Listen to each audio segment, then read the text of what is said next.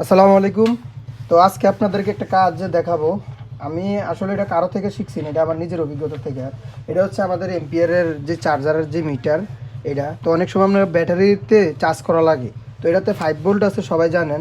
তো এটার একটা সিস্টেম কি এখন দেখাবো। আমি এখন ব্যাটারিতে কানেক্ট করতেছি, সবাই কাজটা শিখে রাখবেন, কাজে লাগবে। তো আমি এখন এই ব্যাটারিটা টোটালি জিরো লেভেলে আছে। তো আমি এই ব্যাটারিটার এখন সরি এই ব্যাটারিটার যে চার্জ, মানে ব্যাটারিটা ডাউন হয়ে গেছে। তো রিবন ব্যাটারিগুলো সচরাচর যদি চার্জ চলে দেয়, মেশিনের মাধ্যমে চার্জ করা লাগে।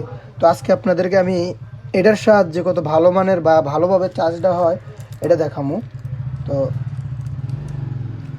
এই যে দেখাও, মিটারে দেখাও 3 পয়েন্ট, এই যে এনে দেখাও। আমি লাগাই, আর কাছে নো, কাছে নো, হ্যাঁ হ্যাঁ হ্যাঁ হ্যাঁ, মিটারটা দেখাও। এই যে এই মিটারের দেখেন, এই যে এখন যদি আমরা এটাকে কানেক্ট করি, এই যে দেখেন 3.8-এ এখন কি হচ্ছে, এটার ব্যাটারির ডাইরেক্ট লাইনে চার্জ হইতেছে। ঠিক আছে, 3.8-এ চার্জ হইতেছে। তো আমার দিকে ঘুরাও। তো বিষয়টা হইতেছে, অনেক টেকনিশিয়ান আছেন গ্রামে গঞ্জে। তো যারা যদি চান যে এইভাবে ব্যাটারিগুলোরে চার্জ করতে পারবেন, খুব ভালোভাবে চার্জ হইব। এবং এটা যদি আপনি 5-10 মিনিট চার্জ করতে পারেন, ডাউন ব্যাটারিটা, সার্কিট খোলার কোনো প্রয়োজন নাই। যদি আপনি সার্কিটটা খোলেন, দরকার নাই, শুধু আপনি 5 ভোল্ট যেহেতু ব্যাটারিতে ডাইরেক্ট সার্কিটের থেকে ডাইরেক্ট কানেক্ট করে দেবেন, অথবা ধরলেও হবে, যে কোনো ব্যাটারি, এনিহাও ব্যাটারি। এটার সাহায্যে শুধু মোবাইলের ব্যাটারিগুলো এটার সাহায্যে আপনি করতে পারবেন, চার্জ উঠাইতে পারবেন। যেমন এখন যদি আমরা মিটার ধরি, এটার মধ্যে এখন কত ভোল্ট আছে তাও দেখাই দিতেছি।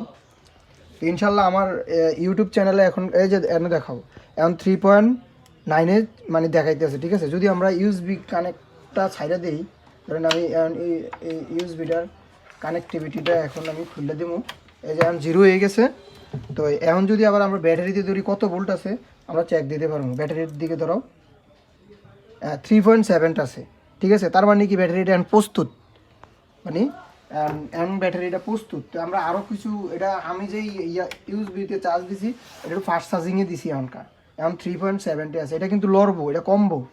এখানে যে 3.7 আছে, এটা কমবো, মানে আস্তে আস্তে নিচের দিকে নামবো। আর যদি বেশি দেখেন, তাহলে বুঝতে পারবেন যে চার্জটা উঠতে আছে। ধরেন 4.4, 4.2, 4.7 যদি থাকে, তাহলে বুঝবেন যে চার্জটা উঠতেছে। সবাইকে ধন্যবাদ, আমার চ্যানেলটাতে সাবস্ক্রাইব করে দিবেন।